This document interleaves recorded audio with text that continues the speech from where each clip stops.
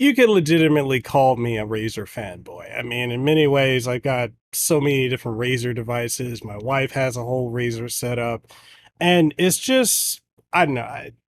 I just love Razer. I've loved them for years. I've had Razer laptops. I've had, their Android devices. I've had their controllers. I've got so many Razer controllers.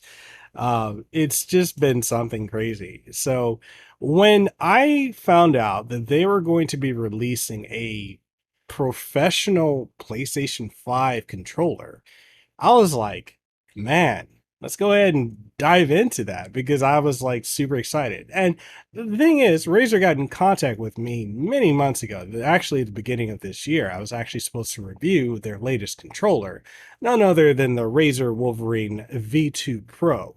Now, of course, we are here in September at the time of recording of this video, and I only got this a couple days ago. So yeah, it's late. But I really love this controller. There's a lot in this that just absolutely blows me away.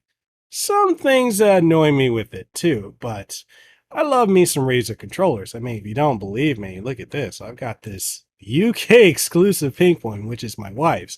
And it's interesting. This is something I got also from Razer years ago, from covering different things that they had back then. And this right here is a collector's item. So I'm just really excited to have this, or more so really excited my wife gets to have it. So the questions, plural, that you're probably wondering is, one, what has Razer learned from coming from the Raiju Tournament Edition to the Wolverine V2 Pro for PlayStation? A lot, actually.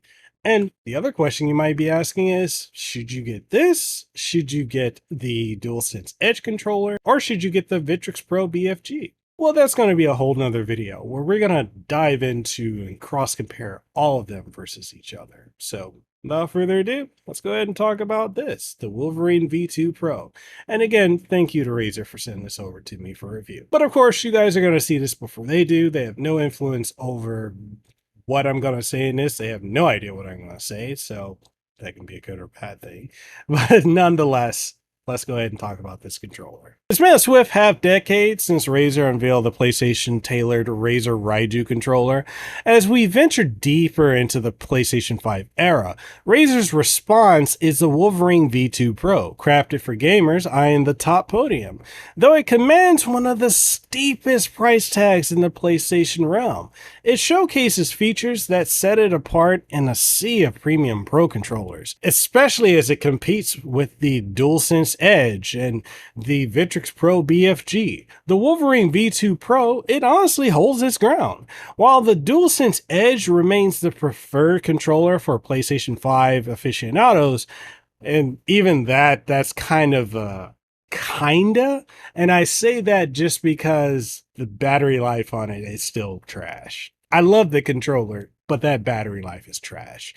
But nonetheless, hey, let's talk about this controller. The Wolverine V2 Pro, bursting with functionalities and wireless capabilities, offers an alternative joystick layout that may be the choice for some.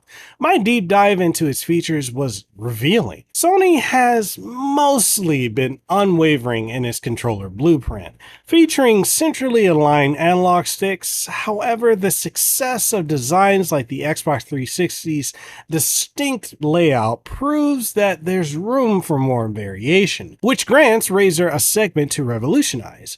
As such, the Wolverine V2 Pro closely mirrors the Xbox controller's blueprint, feeling more substantial with a rounded aura distinct from the DualSense and its Edge variant. It boasts commendable ergonomics coupled with a non-slip texture, yet it doesn't quite match the rear button design of the DualSense Edge or the Scuff Reflex, or even the Victrix Pro BFG, particularly for larger hand spans. Razer offsets this by introducing buttons alongside the shoulder area. Seamlessly connecting it to the PlayStation 5 is a breeze, and when in action, its customizable features shine. Razer introduces the standout Mecha tactile action buttons in the Razer Wolverine V2 Pro. These buttons, in contrast to the conventional ones, produce a distinctive click akin to mouse interactions, facilitating swift in-game commands. Razer underscores this by touting a 0.65mm actuation distance, 35% shorter than the typical counterparts. Also, the triggers come equipped with Razer's adaptable hyper trigger tech, mimicking mouse click dynamics. The controller is replete with customization features, a stick deceleration function, interchangeable thumbstick heads, and an evolved D-pad, particularly potent for fighting games, albeit faltering in games like Mortal Kombat 1. I really do not recommend this controller for Mortal Kombat 1 because I don't know. I was dropping inputs like left and right, but for anything else, KOF 15, especially in particular, and Street Fighter 6, and really any other fighting game, including Eunice or Under Night Birth. If you haven't played the Under Night Birth series, please go out and do that. They got a new game coming. I'm so excited for this game. Yeah, this works for everything but MK1, which is a letdown. I mean, you can work around it, but MK1 is such a game that's like dedicated, or Mortal Kombat in general is such a series that it wants, specific up, down, left, right. You're not doing quarter circles or half quarter circles back. And because this actuates in those 8 areas, it makes it a little hard to play MK1. But if you're not playing that, for everything else, perfectly fine. Its tactile face buttons and adapter triggers further amplify the gaming experience.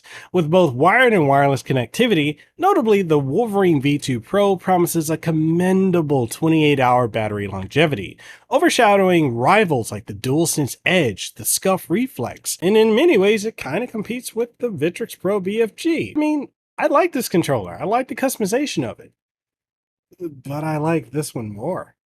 So, hey. Differentiating it from its kin, the Wolverine V2 Chroma, this iteration boasts both wired and wireless modes, enhancing its appeal for laid-back gaming escapades. While its primary arena is the PS5, it is also PC compatible using a USB-A dongle, yet its inability to rouse the PlayStation 5 suggests less seamless integration, but I don't know, that's kind of...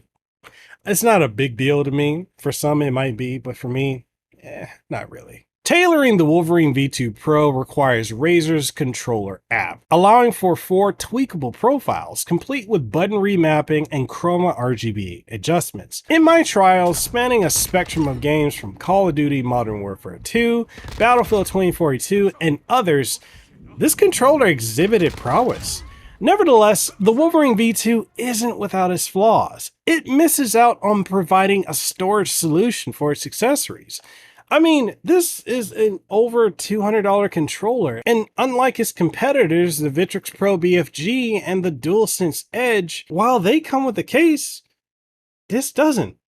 Razer, what's going on with that? Also, it lacks a rumble functionality, which, again, I mean, in many ways, the Victrix BFG also doesn't have functionality with rumbling either, so...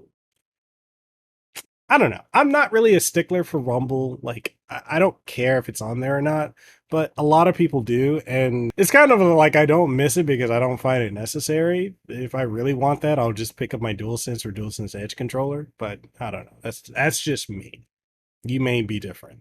Additionally, Sony's proprietary adaptive trigger technology is absent. However, it redeems itself with a slew of functionalities such as a touchpad, integrated mic, a headphone port, and standard buttons. Okay, so at this point, we gotta talk about the downsides of this controller. And, okay, I already brought up it doesn't have a case, which, I mean, at the price point, how do you not have a case with this?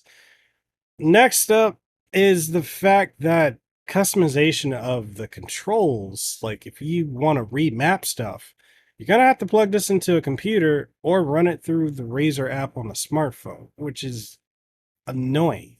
There's really nothing native on the PlayStation 5 which will allow me to reconfigure the controller, which is something I kind of wish it had that capability. I wish it could do that. It should be able to do that, but you can't. Although, I mean, to be fair, the Victrix Pro BFG also has that same problem. And it just makes me wonder, like, why can't these companies make something that is, I don't know, dedicated to allowing you to utilize customization on PlayStation natively? Maybe that's a PlayStation thing. You know, I'm not behind the scenes. Yes, I'm a PlayStation partner, but I don't know the inner business workings. So that could be a reason why. I don't know. But yeah, that's a downside. And I guess some people really dislike the paddles. I don't personally have an issue with them. I mean, my fingers can easily get there or get there. It's not an issue for me. But for a lot of people, it bothers them. For me, not so much. But that's pretty much it as far as the downsides. I mean, the build quality on this, if I were to compare it to the Victrix Pro BFG, supremely better. Compared to the DualSense Edge, yeah, the DualSense Edge is like a Maserati. This is kind of like a Ferrari, and the Victrix Pro BFG, that's the, well, that's the Honda hatchback. Take that as you will. Okay, and wrapping everything up, the Wolverine V2 Pro enriches the Pro controller market for both PlayStation 5 and PC, bestowing 28-hour wireless gaming and effortless customizations. Its hefty price tag, however, may deter many. Like, honestly, this controller is more expensive than the DualSense Edge and the Victrix Pro BFG. And you don't get a case, and you don't get rumble, and you might not like the placement of the paddles. So yeah, keep that in mind if you're considering picking up this controller. But for everyone else, its design necessitates hands-on evaluation for compatibility assurance. Despite minor integration hiccups with the PS5, the Wolverine V2 Pro is undeniably a formidable contender in the competitive gaming sphere.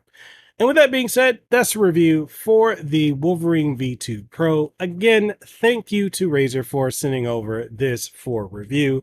And yeah, what do you guys think? Have you picked up this controller? Are you using it? Do you like it? Whatever your thoughts are, let's go ahead and get the conversation going in the comment section down below. If you want to pick one of these up, I will leave a link in the description as well as pin it to this video so that you can pick this up. And all that being said, that's it. That's the video. If you enjoyed it, you found something you want to take away from it, and make sure you hit the like button. Sub to the channel if you haven't already. Hit the notification bell that we can stay up to date on all the content that we put out on this channel. And other than that, I'll see you guys on the next one. Stay safe, be blessed, have aloha, and I'll see you around. Peace.